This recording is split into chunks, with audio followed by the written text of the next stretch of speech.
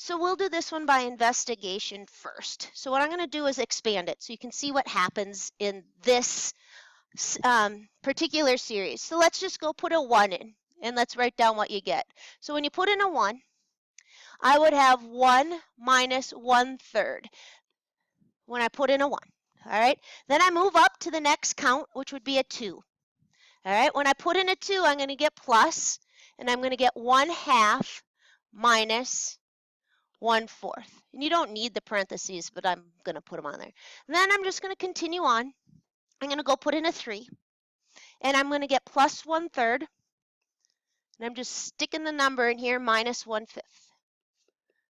And I'm going to do it another time. Plus, what's going in next? Plus 1/4, right? Minus 1/6. And what happens with the telescoping is, the reason they call it telescoping is it just starts to collapse because the minus 1/3 and the plus 1/3 are going to go. The minus 1/4 is going to go with the plus 1/4. My next plus will be a 1/5 and it's going to cancel that off, and then I'll have a plus 1. Everything else is going to go. If I were to keep writing that out, the only things left that will never collapse in are the 1 and the 1/2. So a telescoping, you can get the exact sum.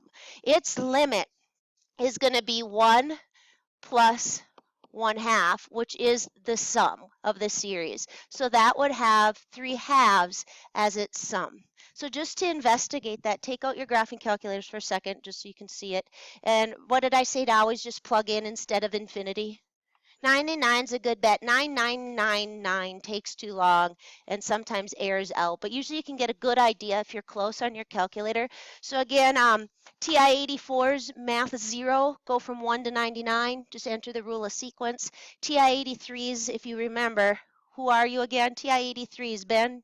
Yeah, you guys. You go to second list first, and then you go over to the one next to ops. What's next to ops on yours? Gotta see it. Yeah, go to math and go to sum. And then you have to go do that again, but go over to ops and go to, so you're summing a sequence is what yours will do. And then remember, you guys have to enter function, comma, variable, comma, 1, comma, 99 by 1. So you have to enter it all. But hit enter and what do you get? Does it go to 1.5 or is it rounded, or is 99 enough for it to even say we're done? What did it give you? Or is it still thinking? 1.48. So I'm very confident my 3/2 is right. So anyway, these are called telescoping because of just this telescopic effect that happens. It collapses in on itself. Sometimes you might say, well, that's super easy. It is when they're written like this. When you already have the linear factors expanded out, but when they're not, we have to kind of think of how we're going to approach it. But one like letter A, this is a dead ringer for telescoping, and it's very easy one. You just start plugging the numbers in and see when it starts to collapse, enough so you're confident of when the collapse happens and what's left. So we're just going to go plug in a 1, and we'd get 1/3. So it's going to start at 1/3, which I know will never cancel out, right? Because I'm never going to get that back again. But then when I put it in over here, I'm going to get a minus 1/5. Then I'm going to put in a plus, I'm going to put a 2, and I'm going to get a 1/5, right? And then minus, when I put in a 2, I'm going to get a 1/7. What am I going to get when I put in a 3? Put in a 3, what am I going to get? Yeah, can you see it's already collapsing? Everything's actually going to go, and it converges to 1/3 by the telescoping series test. So that's too easy. Usually what happens, and that's why I have this one highlighted. I told you when I highlight them, it means I'm going to be testing you on ones like it on my test. The AP exam actually doesn't do telescoping. It's not one of, it has 2 of the tests that never occur on their exams, but we do them anyway. Right here, it doesn't look like it's telescoping. By the way, watch this.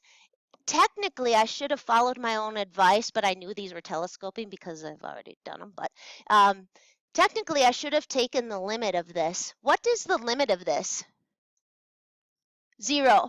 So it's inconclusive. But had I gotten any other number, I get to quit and say it diverges. So same here. You should always get used to running that. If I took the limit as n approaches infinity on this rule of sequence, again, it's equaling 0. That, you can even think of that ugly face. The 0 over 0 from Calc 1 is kind of the new ugly face when you're taking a limit and you get 0, because it's like, I got to keep going. Okay, so all of these have limits that are approaching 0, so all of them are inconclusive. So I'm running another test. This one right here is telescoping, even though it doesn't look like it as it is. I have to break this apart. It's a product of linear factors. Where have you seen that before? When have we done that? Partial fraction decomposition.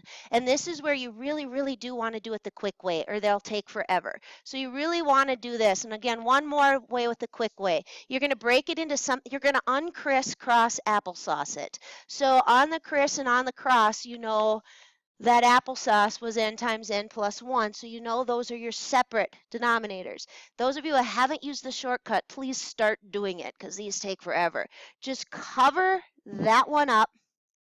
Take whatever makes it 0, which in this case is 0, plug it in, and what do you get?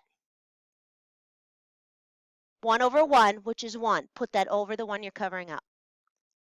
Then go to the next one, put in a negative 1, right? Put it into the function. What do you get when you put in a negative 1?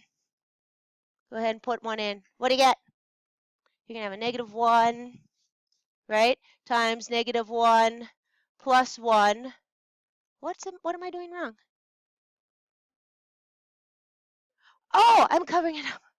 I have to cover it up. All right, so when I put the negative 1 in, I get a minus 1. And you can look at the crisscross applesauce. I have n plus 1 minus n, which is 1, over. You can see that you've crisscrossed it.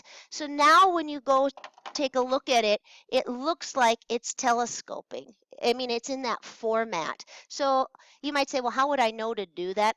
On my test, I tell you. I say use the telescoping series test to find the sum of this. So I tell you, College Board doesn't put it on there. So you'll know when to use it. I just want you to know how. So when I go now and I plug this in, I've got 1, right?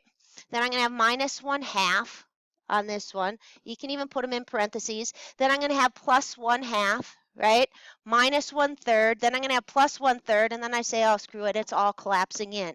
The sum of this one is 1. Notice the limit went to 0, but the series converged, right? So you got to be careful with that.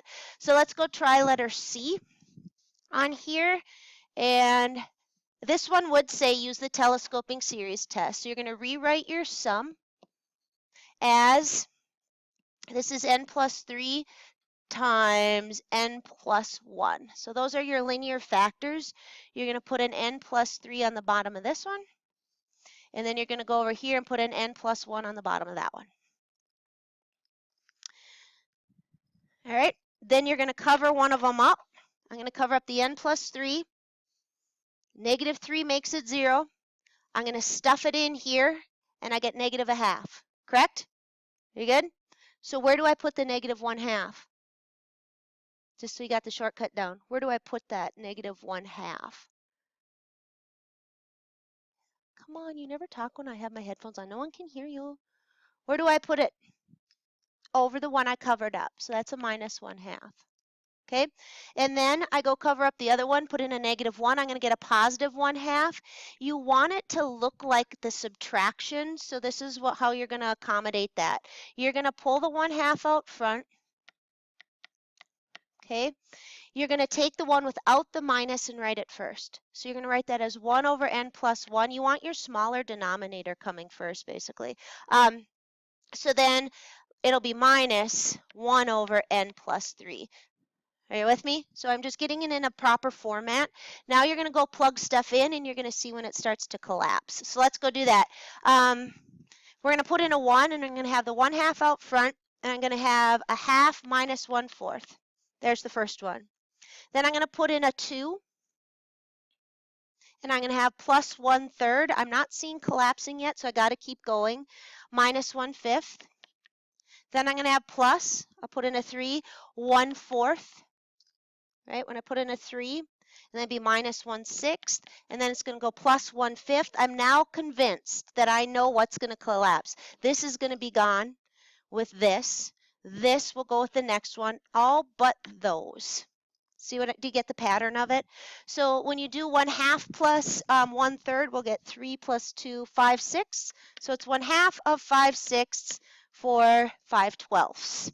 And again, go check it out on your calculator. So just take out your math 0 or your list, if you're the TI-83, math 0 that from 1 to 99, and we'll get a decimal that's really close to 5/12. Can you on your calculator tell me the decimal for 5/12 so I can compare it to what we're going to get when we try to go fairly far? We're not even going very far to infinity. We're only going to go to 99, but we get very close. What is 5/12 as a decimal? Give me 3 decimal places. 416 repeated. And what did you get when you math zeroed it out to 99? 0.446 something? That's not that. Oh, I was going to say that's better. Usually you're closer even with.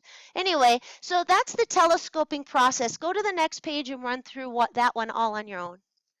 Again, I highlighted it. I will test you on one like this, but I will say, I'll tell you it's telescoping. So go ahead and give this one a whirl. I'll kind of walk